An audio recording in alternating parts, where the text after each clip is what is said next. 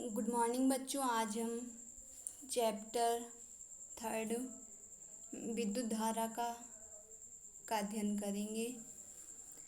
विद्युत धारा की अगली हेडिंग है वैद्युत चालकता। ठीक, वैद्युत चालकता क्या है? वैद्युत प्रतिरोध के व्युत्क्रम को वैद्युत चालकता कहते हैं। ठीक, ये साई मात्रक इसका क्या होता है? Ohm inverse. ठीक, या इसे ठीक या इसका मात्रक होता है मो या साइमन होता है। ठीक, इसकी विमा निकालेंगे तो क्या आएगी? m की पावर -1, ठीक, l की पावर -2, t की पावर 3, a की पावर 2।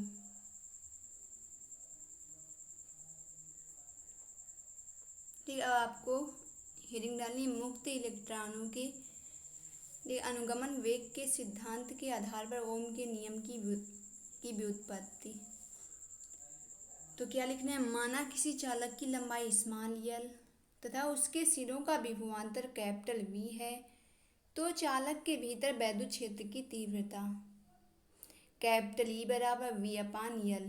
कैपिटल E वैद्युत क्षेत्र की तीव्रता है, कैपिटल V लंबा यहाँ पर विभवांतर है, देख स्मॉल l क्या है? लंबाई है। तो इसे हम देख समीकरण फर्स्ट मान लेंगे। फिर लिखेंगे चालक के मुक्त इलेक्ट्रॉनों पर लगने वाला बल capital F equal small E capital E. ठीक, तो यह बल है स्मॉल ई, आपका क्या हो जाएगा? यहाँ पर स्मॉल ई इलेक्ट्रॉन का आवेश, ठीक, और कैपिटल ई वैद्युत क्षेत्र की तीव्रता। ठीक, तो लिखना है यदि इलेक्ट्रॉन का द्रव्यमान स्मॉल m हो तो इलेक्ट्रॉन में उत्पन्न त्वरण का सूत्र लगाना है कैपिटल। ठीक, यहाँ पर स्मॉल ए इक्वल कैपिटल F/स्मॉल m। ठीक, स्मॉल ए त्वरण है, कैपिटल F बल है, स्मॉल m द्रव्यमान है। ठीक, तो हमें क्या करना है? यहाँ पर कैपिटल F का सूत्र रख देना है सूत्र में। तो हमने लिखा स्मॉल ए बराबर F/m। ठीक, इक्वल क्या है? F की जगह सूत्र रखा है तो स्मॉल ई कैपिटल E/स्मॉल m। इसे मानेंगे समीकरण सेकेंड। फिर लिखेंगे समीकरण फर्स्ट से सेकेंड में मान रखने पर। ठीक, समीकरण फर्स्ट से सेकेंड में मान रखने पर। ठीक, तो हम कैपिटल ई का मान कैपिटल ई बराबर V/L है, तो हमें समीकरण सेकेंड में रख देना है। तो आपका आ जाएगा ठीक स्मॉल ए इक्वल ठीक स्मॉल ई वी ठीक स्मॉल ई V/स्मॉल m आ जाएगा। ठीक, थर्ड हो ठीक जो आएगा तो इसे थर्ड मान लेंगे समीकरण। फिर इसके बाद लिखेंगे यदि किसी इलेक्ट्रॉन की धन आयनों से हुई दो क्रमागत टक्करों के बीच समयांतराल टाउ हो तो मुक्त इलेक्ट्रॉनों का अनुगमन वेग ठीक Vd इक्वल O प्लस ए टाउ। अच्छा, यहाँ पर 0 मान लेंगे। ठीक, तो ये क्या हो जाएगा? Vd इक्वल 0 प्लस ए टाउ। ठीक, क्योंकि यहाँ पर यदि किसी इलेक्ट्रॉन की धन आयनों से हुई दो क्रमागत टक्करों के बीच, तो हमने यहाँ पर क्या करना है? हमने डायरेक्ट लिखा है Vd इक्वल 0 प्लस ए टाउ। ठीक, समीकरण इसे मान लेंगे क्या? समीकरण चौथा मानेंगे। ठीक, फिर देखिए क्या लिखेंगे समीकरण थर्ड से स्मॉल ए का मान समीकरण 4 में रखने पर। ठीक, तो थर्ड में क्या था? ठीक, स्मॉल ए का मान था EV/स्मॉल ml। ठीक, तो हमें थर्ड से क्या करना है? समीकरण 4 में मान रखना है। तो Vd ठीक क्या आ जाएगा? Vd इक्वल EV/स्मॉल ml ठीक इंटू टाउ, चाहे कहते हैं EV टाउ/स्मॉल ml। ठीक, अब देखिए इसके बाद इसी में निकालना है ओम के नियम का निगमन करना है। ठीक, तो लिखेंगे अनुगमन वेग तथा विभवांतर में निम्न संबंध होता है। ठीक, Vd इक्वल EV/स्मॉल ml। ठीक, टाउ समीकरण फर्स्ट मान लिया। फिर लिखेंगे अनुगमन वेग तथा धारा में संबंध अग्रवत है। ठीक, तो Vd इक्वल I/A समीकरण सेकेंड। ठीक, अब देखिए समीकरण फर्स्ट और सेकेंड को हल करेंगे। ठीक, तो क्या आ जाएगा? ठीक, देखिए यहाँ पर क्या आएगा? कैपिटल देख V equal small ml/n² tau A into I. ठीक, ये हो गया। इसमें देखिए हमने क्या किया है? हमने दोनों समीकरणों की तुलना करवाई है। ठीक, दोनों में वीडी वीडी है, तो दोनों में क्या, दोनों की तुलना करवाएंगे तो एक तरफ आएगा ईवी अपान, ठीक, e v tau upon small m l, और बराबर में आई अपान ए एन ई। फिर हमने कैपिटल वी को रोका है और बराबर में फिर हमने क्या तिर्यक गुणा कराया है, तो आपका एम यल ठीक इंटू आई आ जाएगा। फिर अपान यानी स्क्वायर टाउ ए आ जाएगा। जब आप हल करके देखोगे तो यही आ जाएगा, ठीक। तो ये आपको थोड़ा रफ में हल करके फिर कैपिटल वी का मान यहाँ पर रख लेना है, ठीक। इसके बाद देखिए हमने बगल में लिखा है क्या, जहाँ, ठीक, जहाँ रो बराबर स्मॉल यम अपान यानी स्क्वायर टाउ, ठीक। तो यम अपान यानी स्क्वायर टाउ को हमें क्या मानना है, रो मान लेना है, ठीक। तो यहाँ पर रो हमने माना तो क्या लिखेंगे, कैपिटल वी इक्वल, ठीक, रो इंटू यल, ठीक, into I upon capital A.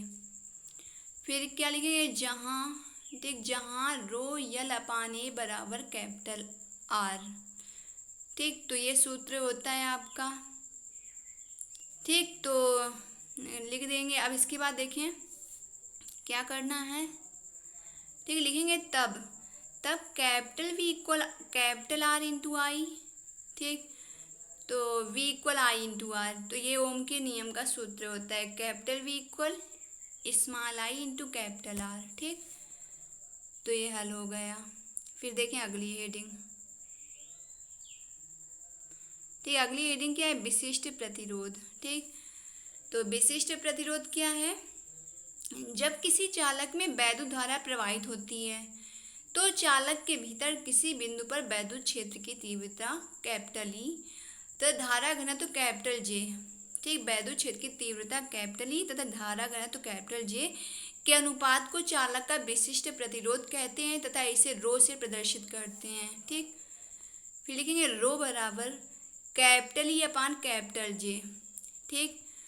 तो ये भाषा हो गई विशिष्ट प्रतिरोध की, ठीक, परिभाषा हो गई। आप देखें यहाँ पर ये फार्मूला हो गया, ठीक। यहाँ पर रो क्या है, रो आपका विशिष्ट प्रतिरोध है, कैपिटल ई क्या है, कैपिटल ई वैद्युत क्षेत्र की तीव्रता है, कैपिटल जे क्या है, कैपिटल जे धारा घनत्व है, ठीक। अब इसकी उपपत्ति, ठीक, इसकी करनी है, ये व्यंजक प्राप्त करना है, ठीक। तो देखें हल करेंगे तो क्या लिखें, माना चालक तार की लंबाई स्मॉल एल तथा अनुप्रस्थ परिच्छेद का क्षेत्रफल कैपिटल ए, सिरों के बीच विभवांतर कैपिटल वी लगाने में स्थायी धारा स्मॉल आई बहती है, तार के सभी बिंदुओं पर वैद्युत क्षेत्र की तीव्रता कैपिटल ई तथा धारा घनत्व कैपिटल जे नियत है, अतः तार के भीतर किसी बिंदु पर वैद्युत क्षेत्र की तीव्रता, ठीक, सूत्र लगा देना है, capital E equal capital V upon small L, ठीक, तथा धारा घनत्व का लगाना है जे बराबर स्मॉल आई अपान ए, ठीक। तो यहाँ पर कैपिटल ई वैद्युत क्षेत्र की तीव्रता, कैपिटल बी विभवांतर स्मॉल एल लंबाई, जे क्या है धारा घनत्व, स्मॉल आई क्या है धारा, कैपिटल ए क्या है, कैपिटल ए क्षेत्रफल है, ठीक।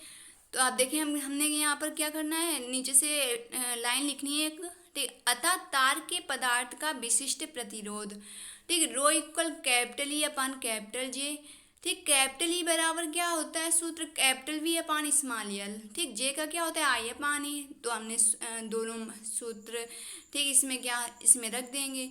तो आपका आया वी अपान एल, ठीक, अपान आई अपान ए, ठीक। हमने पहले का चौथे में गुणा कराया, दूसरे का तीसरे में कराया।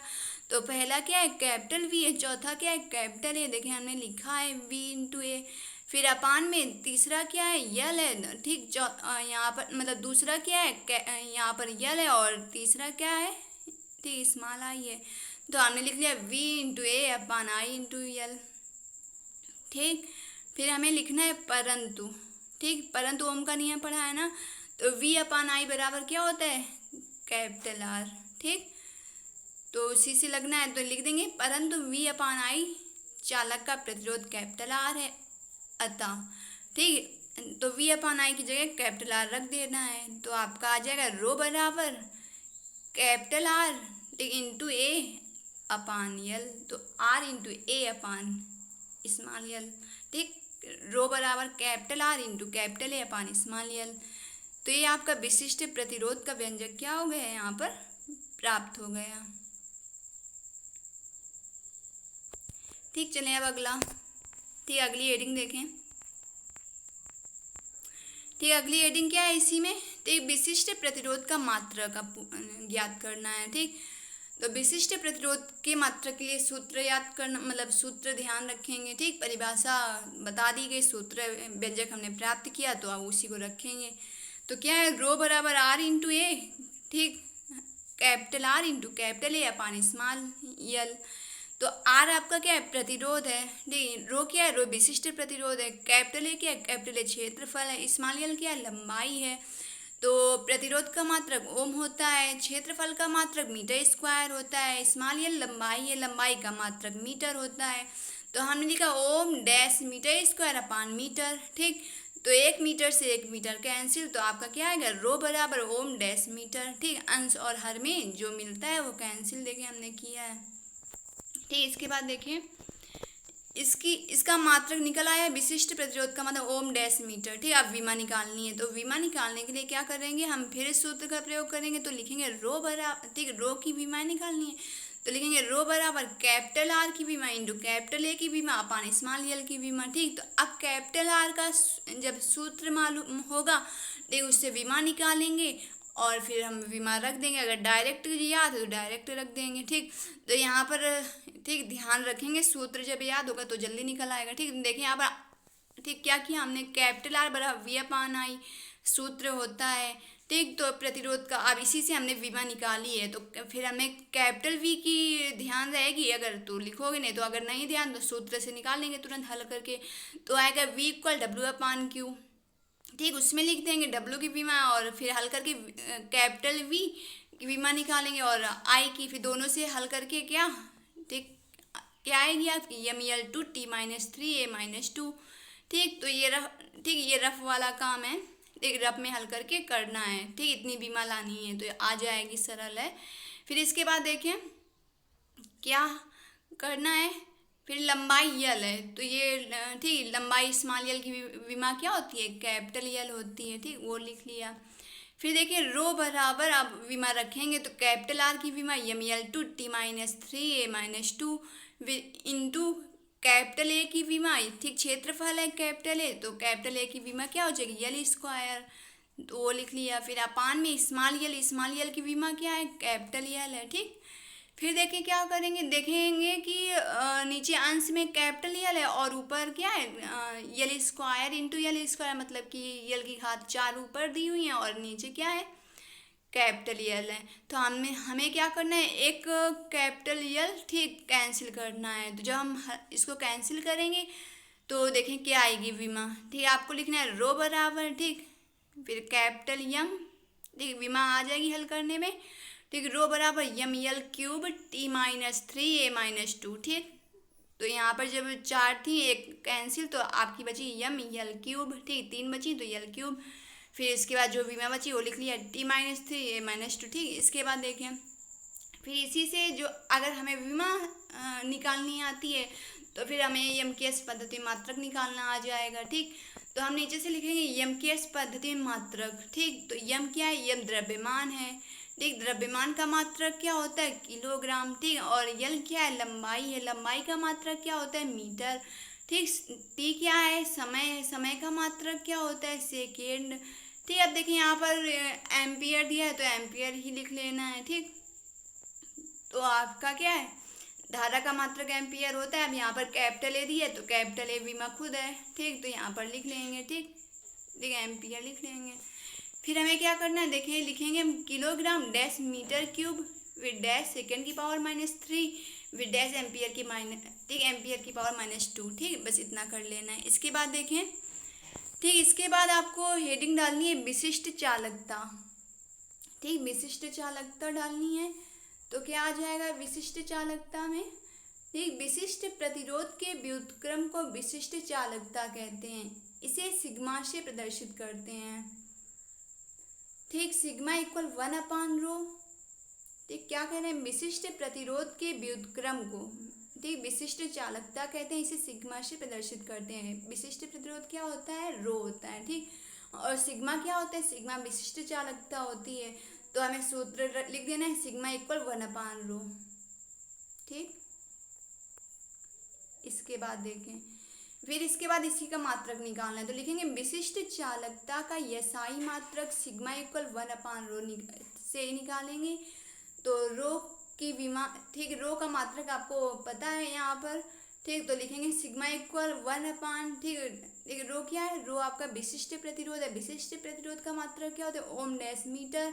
फिर हमने क्या किया है, सिग्मा इक्वल, अब हल करेंगे तो आपका क्या आ जाएगा, ठीक, ओम डैश मीटर का होल -1 आ जाएगा, ठीक। तो ये आपकी क्या आ गई, ठीक है, आपका मात्रक आ गया। फिर लिखेंगे एमकेएस पद्धति में मात्रक, ठीक है, तो हमें क्या निकालना है, बाद में निकालेंगे।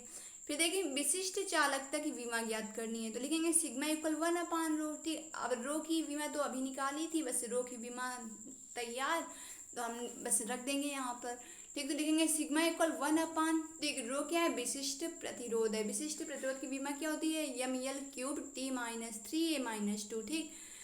अब इसको हल कर लेंगे, तो हमें क्या करना है, जो नीचे, ठीक, हर की विमाएं हैं ये अब अंश में जाएंगी, तो क्या आपका चिन्ह परिवर्तन होगा, तो लिखेंगे सिग्मा की विमाएं, ठीक, क्या आ जाएगा, m की पावर -1, ठीक, l की पावर -3, t की पावर 3, a की पावर 2, कैसे आए, m है, m की पावर 1 छिपा है, जब ऊपर जाएगा, देख प्लस का 1 है नीचे, m की पावर प्लस का 1, तो जब ऊपर जाएगा तो m की पावर -1, ठीक, l की पावर -3, t की पावर -3 तो प्लस में हो जाएगा, तो t की पावर 3, और a की पावर -2 तो ये प्लस में बदल जाएगा, तो t a की पावर 2 हो जाएगा।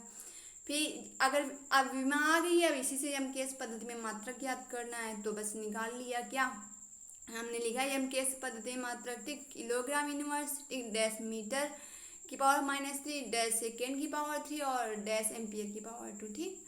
फिर देखिए अब क्या है, अब निकालना है विशिष्ट चालकता एवं धारा घनत्व में संबंध, ठीक। तो लिखेंगे किसी धातु की जिसका विशिष्ट प्रतिरोध रो है, विशिष्ट चालकता सिग्मा इक्वल 1/रो, समीकरण फर्स्ट मान लिया, ठीक है। अब इसके बाद देखें, फिर लिखेंगे विशिष्ट प्रतिरोध की परिभाषा से रो बराबर E T/J, तो लिखेंगे समीकरण फर्स्ट में रो का मान रखने पर, ठीक, सिग्मा इक्वल 1/रो था समीकरण फर्स्ट, तो हमें जो है, ठीक, हमें सूत्र रख देना है, तो लिखा सिग्मा इक्वल 1/E/J, ठीक। अब गुणा कराया पहले का चौथे में, दूसरे का तीसरे में, तो आ जाएगा सिग्मा इक्वल J/E, ठीक। फिर तीसरा गुणा कराया तो आएगा J बराबर, ठीक, J बराबर सिग्मा, ठीक, J बराबर सिग्मा, ठीक, इंटू E, तो ये आ गया। अब इसको वेक्टर रूप में लिखना है, तो लिखेंगे J vector T equal sigma E vector, vector रूप में 1 नंबर का प्रश्न पूछा जाता है, ठीक, तो लिख लिया J, ठीक, J vector equal sigma E vector. अब J क्या है, धारा घनत्व है, सिग्मा क्या है, सिग्मा विशिष्ट चालकता है, कैपिटल E क्या है, कैपिटल E वैद्युच्छेद की तीव्रता है, ठीक। तो हमें धारा घनत्व और विशिष्ट चालकता इंटू वैद्युच्छेद की तीव्रता में संबंध ज्ञात हो गया। चलें अब इसके बाद देखें, देख इसके बाद क्या करना है, फिर इसके बाद अगली क्लास में इसी के आगे अध्ययन करेंगे। Thank you class.